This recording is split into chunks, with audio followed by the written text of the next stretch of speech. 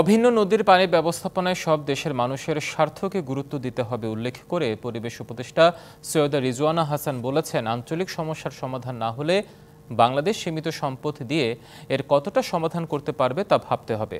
সকালে রাজধানীর মহাখালীতে ব্রেক ইনে জলবায়ু বিষয়ক এক অনুষ্ঠান শেষে সাংবাদিকদের এই কথা বলেন তিনি। উপদেষ্টা জানান, উজানে কতটুকু বৃষ্টি হয়, কী পরিমাণ পানি ছাড়তে হবে সে বিষয়ে আগে জানতে হবে। এর আগে অনুষ্ঠানে উন্নত দেশগুলোকে কার্বন নিঃসরণ কমানোর ওপর জোর দেন তিনি।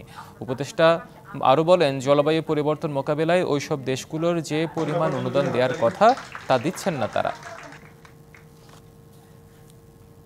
উজানের দেশ এবং ভাটির দেশকে একসাথে এসে অভিন্ন জলরাশির পানি ব্যবস্থাপনার বিষয়ে অবশ্যই সব দেশের জনগণের স্বার্থকে বিবেচনা করে সিদ্ধান্তে যেতে হবে।